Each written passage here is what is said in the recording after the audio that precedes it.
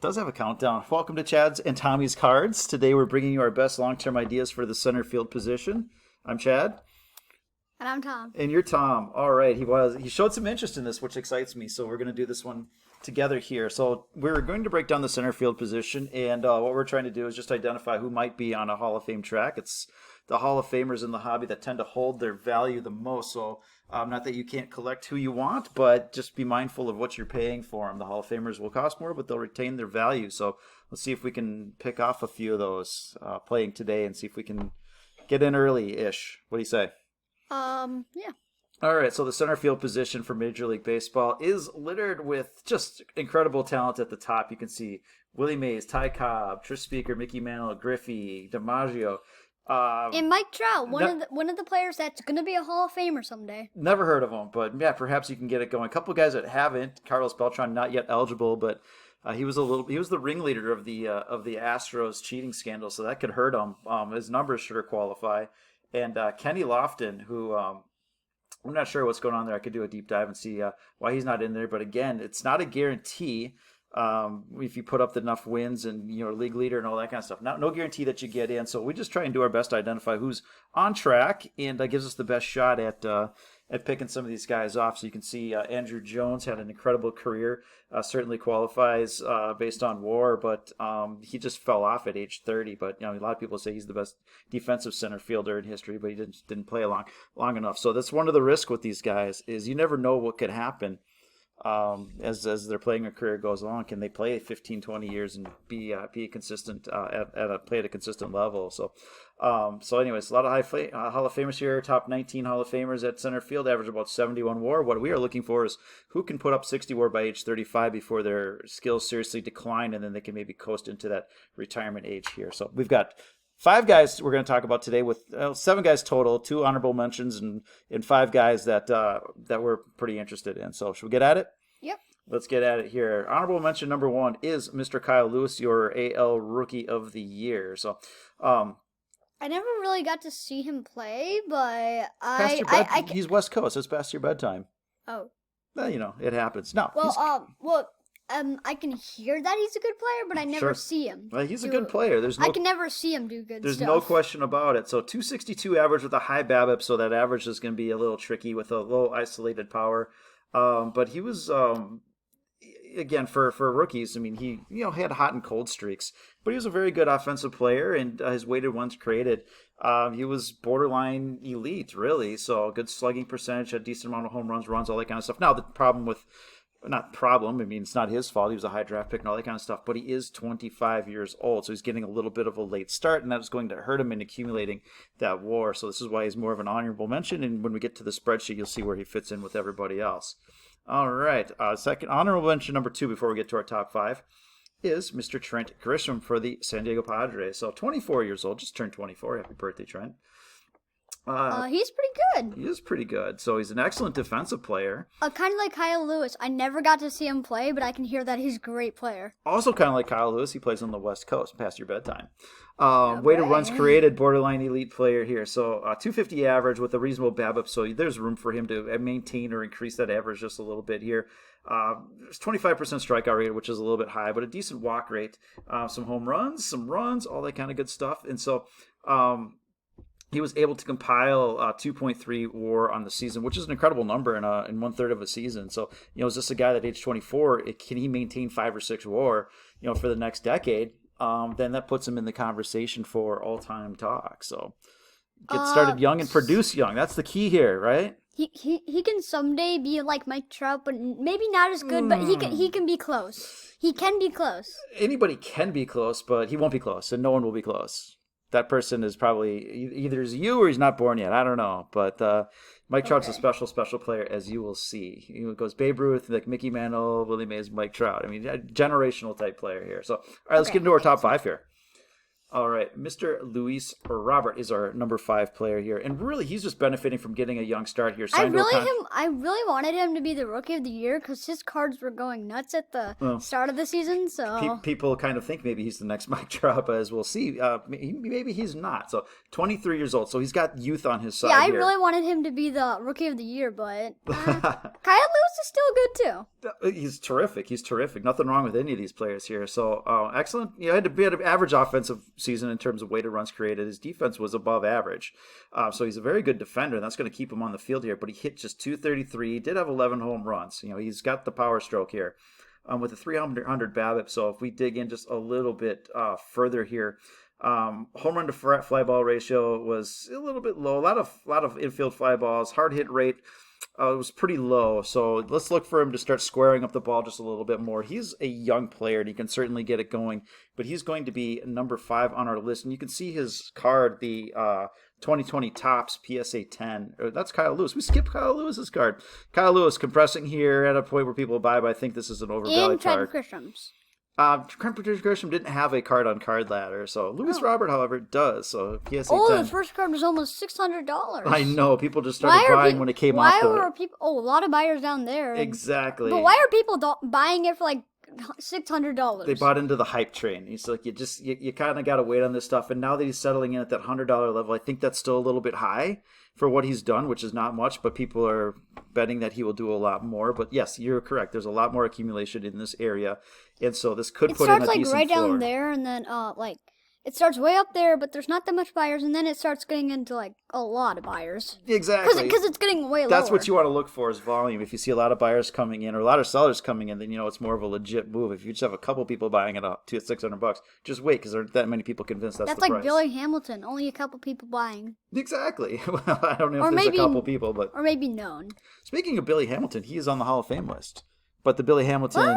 I know, but that was a Billy Hamilton like 120 years ago, not the Billy Hamilton So I know. Number 4 on the list. Yeah, I really get mixed up with those. Sure, who doesn't? All right, they get them confused all the time. All right, number 4 on the list is Victor Robles. What? Bear with me on this one here. And I'm not super convinced, neither is the market, but he's fitting the criteria now. He's only 23 years old. I mean, he made it to the World Series last year. Yeah, well, he might have had a little something to do with Max Scherzer and Strasburg and Juan Soto and Rendon and Howie Kendrick. And yeah, I guess. Yeah, he might be down on the list a little bit, but he is 23 years old. He's compiled 2.5 WAR, so he's checked off one of the boxes as start young. Right, so he's got it was a really bad year for him. There's no getting around it. Weighted runs created well below average, 220 average. I mean, just pretty terrible year all around the board. But he should see playing time. The second year was pretty good, 288. Oh yeah, not so bad. Yeah, no, absolutely. He didn't have a whole. It's a small sample size, so you really want to look at 2019 where he played a full season. So 250 hitter, 17 home runs. Really, really good defense. This year, just nothing went right. But he's ticked off, so technically he makes the list because he's ticked off a box of playing early, which not everybody can say. Exactly. So do you want to have any card ladder cards on him? But we will look at the pricing at the end on the spreadsheet here and see where all these guys kind of fit in. All right, number 3, and this is a player that we looked at earlier this year, but this is more of his natural position. And we'll just kind of check in on how his card is doing here. So that is one of the great Dodgers, Cody Bellinger. Absolutely, is a terrific Dodger. So I don't know, but maybe if he does this for another like 15 years, maybe he can make it into the Hall of Fame. Well, that's what we're doing here. That's the whole name of the game here. And I don't even think another 15. Can he do this? What he's doing for another 10? 25 years old, has already compiled 16 WAR and has an MVP to his name. So he's started young and he's been producing at a pretty reasonable level here in terms of weighted runs created. I mean MVP level here. The rest of the couple of years, elite, borderline elite, above average. Okay. Even when they had like the not so much of a season, he still had 239 average, and everybody was having like. That's not a good number, really. Okay, he had a lousy year. But everybody else was having like 220 or stuff. Not everybody else, but a lot of people were having like 220 to 200. That's the beauty of small sample sizes. So he was in the middle. But 2019, everybody had. I'd say below the middle. Everybody had so much home runs in 2019, so he just had 305 that season. And he had 47 home runs. So, anyways, this year, but look at this. He doesn't strike out a ton. He walks at a decent clip, so this is a guy that over a longer period of time, I think he'll absolutely straighten things out. 17.3% out of 100. I mean, that's not so much. But well, average strikeout rate. You see a lot of guys in that 20 to 30 range, which is kind of a red flag. When you look at the guys that are really performing well, you're going to see kind of that strikeout rate below 20% and a walk rate above 10%. Juan Soto has a strikeout rate of like 12% and a walk rate of 20%, and he's got an incredible eye. So. But yeah, Cody Bellinger, down season, no question about it. But even his down season wasn't like the worst thing in the world. 2019 was probably his best season because he also had 629 slugging. And he was an MVP. that doesn't hurt. Yeah, it doesn't. Cody Bellinger's cards. All right. Is 2017 update PSA 10. Buyers. A lot of buyers. A lot of people want Cody Bellinger. There's a lot of accumulation here. Then the big spike. Now when you see these dots kind of far apart, it says not a lot of conviction and maybe kind of stay away. So, but then At you had the a lot start, of. there's a lot of buyers, and then sure. it gets a little bit higher, but then they go back to buying, and then when it's at like 500, This is where your dad got a couple for us. And then you should have got a few more, apparently. But then you had a lot of accumulation here. And then, again, this blow-off spike. Don't chase those. And then you're back in. You're seeing a lot of reaccumulation. And you have the memory of where people sold here, or a person sold here and saw all this. He's like, oh, my gosh, if it ever gets back to this level, I want to buy again. And you're seeing it back to this level. So I think that's Mr. still Bellinger, a little higher than that, but it's still a low price. It's almost pretty low price for Cody Bellinger. For what he's doing on this path, then this is probably a fair price. I love that 125, 150 area for guys like this, because if he does it again, then this is a $200 card. This was too much. This is probably fair. And again, if he has a good year next year, which he should, then you can see this card go back up to that 250, probably 200 or something like that. But this is an area to accumulate Cody Bellinger if you do not have Cody Bellinger in a high grade example. So, all right, let's go down to number 2 overall. One of the best that I would rate in 2018. Sure. Cards? Ronald Acuna. He was in the update with Juan Soto. He was one of the top players in 2018. Yeah, he was Rookie of the Year, I believe. He had 293 average with 26 home runs, and then he got even better in 2019 with the 280 average. And 41 home runs. And then this year... Everybody started hitting 41 except for Billy Hamilton. He was the only one with 0. Very good. Everyone, yeah, you're right. Everyone hit a lot of home runs last year, and this year the home runs were fine. The average dipped a bit. He had always carried a high batting average in balls in play. That dipped a little bit here, so it hurt his average. So you could see that increase a little bit to 260, 270 area. It looks like they are looking for 280 from him next year. Sure, why not? If it gets to that level here. But his weighted runs created, what he can do to produce is elite. And so this is an elite player. Excellent offense, defense. It's fine, but 2.5 WAR. So he started. So here's another player, 22 years old. He'd be 23 when the season starts. So we count him as a 23-year-old. But he came in early, and he's been producing. And so that's the name of the game. Keep coming early and produce. He's doing it.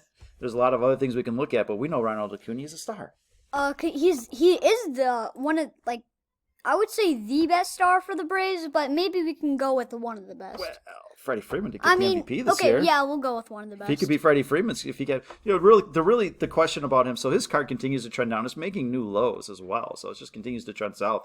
And really, the only question you have about him is not can he play, but can he stay healthy and do this over a long period of time? Okay, around the 100 mark, there's a lot of buyers, but then it gets up to like $300. Why are people buying at $300? People were excited. It's called irrational exuberance. I've never heard that word. Yeah, well, it happens from time to time. It's called a bubble. But anyways, bubbles pop.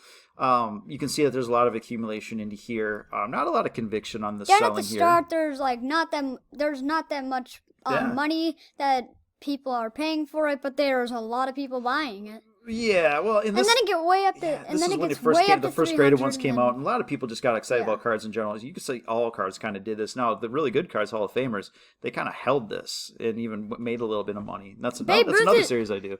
People call Babe Ruth. People call Babe Ruth the best Hall of Famer, or maybe one of the best. But he always they are not wrong. If I saw his card, I would probably see it like at the part where Acuna, the very top part. But he would just start. It would be like a hill.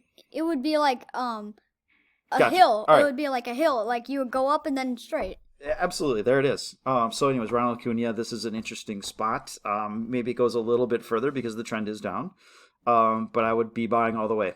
So if you want to give them to me for $100, then I am on board. So, all right, we'll move this along and go to the future Hall of Famer, Mike Trout. The GOAT. 29 and also years future old, Hall of Famer. 76 WAR. I mean, you have to play in the league for 10 years, and then you're Hall of Fame eligible. And there's situations to waive it. The second and third year, he had amazing WAR. Look at this, 10. All right, and so you can see, you start off with 10, 8, 9, 9, 9, 6. This is all-time great Hall of Fame level stuff. the guy's maintaining a 300 average. He's got 302 home runs, and so double what he's done basically. If you can, maybe add 7 or 8 years, something like that, you're talking 500 home run guy, 300 average. From his second year to like his from I would say from 2012 to 2019 are his best years. He is having a heck of war that is just amazing.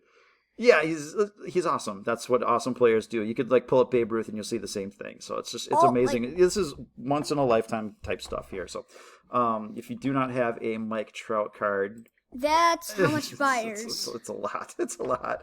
It's a big time card, but this is what you get for a Hall of Fame. If you look at Albert Pujols, I mean, he's up at this level here. Miggy Cabrera is they were probably going cheap, for like. Look at all those people buying up there at like 1,700. I know. So I did a PSA 9 on this one because the PSA 10 is gonna be around $3,000, and we want to keep this reasonable. But you can look at PSA 9 sitting around $950,000 level. He already starts off past 200, and then he goes up to like 1,000. Well, this is back to 2018. So go back to like 2011. You can get these for nothing. And I was into baseball big time, but I just wasn't into cards. My fault. So it was back like. If this can drop ago. into that $600 range, we're buying with 2 hands, meaning we're buying 2 because you need one as well. So, all right. Overall, here's the overall spreadsheet here, and you can see that the guys in yellow have a shot, but there's a lot of work to be done, and there's a lot of questions here. And so we'll give them some time, and mostly this is about what you should pay. And you can see these guys are, I think for the most part, you've got some of the players that are just coming in, and there's some recency bias in Grisham and Kyle Lewis, but I don't know that I would pay this right now. I'd get ungraded examples, but I don't think I want to pay $30-$50 or something like that for guys that have a lot of work ahead of them. They could do it, and if they start putting up 6-7 more seasons over the next couple and really start to move into this kind of this safer zone, then I think I would be inclined to pay these prices. But as it stands right now, I'm out for PSA 10 stuff. I'll buy the raw. I've got no problem. Those are a couple bucks, and yeah, you should get those. I mean, they are rookies, and they were like some of the best rookies. Well, this was the best rookie. So we will go with buying them, but we need them lower price. Well, we're just gonna buy the raw for like $3-4. I don't care what I pay for that, and then maybe one of them, and then maybe get a whole bunch of them, and I could one of them pay works. them for $3-4. Even you, exactly. Now we get into this green tier here. So you see, Mike Trout, $950. Acuna at $130, right in there with Bellinger. So 145, just 15 away. $150 for those guys that have a little bit of question mark, but are really well on the track is probably is what we've seen from past versions of this. That's the price. When you look at Freddie Freeman was kind of there, and he got his MVP and went up to like $250. But you kind of see him in that $150 range. Christian Yelich, it's like, yeah, you've got a legitimate shot. So then you get into guys that have a lot more question marks. So Victor Robles, I mean, really, this is all about his age. He's not really putting up the numbers or anything like that to do this. So in a couple more years of this stuff, he will drop off. And so this price, kind of in that equivalent to the guys in the yellow zone, makes a lot of sense. Now, the one that I think there's a lot of speculation hype over is Luis Robert. He's got all the talent in the world. He's got a spot. He's got the age thing going on here. But I'm not going to pay that price for his PSA 10. If he comes out firing even next year, even then that might be too much. Like he's close to Acuna. I really can't say his name. Right. He's close to Acuna, but we're still not going to pay his price. Well, he's not close to Acuna is the thing. Acuna has come in and he's been a really, really excellent player. Luis Robert hasn't yet. He could be. And I think a lot of people expect him to, and that's where this price comes in.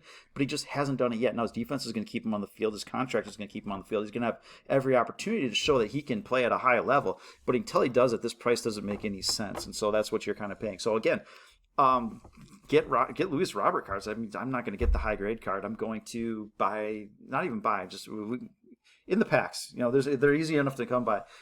Pack pull, the chrome and all that kind of good stuff. I'll get them, but I don't think I'm ready for the high end graded card yet. But I'll collect his other stuff. I mean, his cards have really, really dropped off, as you can see, and so it's at an area where there's a decent level of support. But I think it can go further overall. And then you have like the red guys overall, and there's players that I like Springer, and I really we like Byron Buxton, and a lot of respect for what AJ Pollock has done and stuff like that. But the thing is, a combination of their age and what they have to accomplish over to age 35 to get to that 60 WAR is probably just too much. And at some point, still have some WAR, but they'll have good seasons. But at some point, they need to get up to the yellow. Yeah, green. well, and that's the thing. It's probably not going to happen. So if you're paying more than kind of this level for them, don't. But yeah, so these are the interesting ones. Robert, a little expensive. Victor Robus, he's cheap, but there's good reason for it. You look at the Pache, Carlson, Kellenic. I mean, it's an age-based thing for the most part, and so we'll see what happens. But yeah, pick up the rookies raw. But I wouldn't, as you can see, buying them graded right off the bat doesn't really work out. Give them some time, let them settle in, and then, like I said, you don't have to regret. You don't have to regret your purchases. Just be wise, right? Yep, just be wise. Be wise. All right. Well, thank you for watching. Have a good night. Bye. Bye.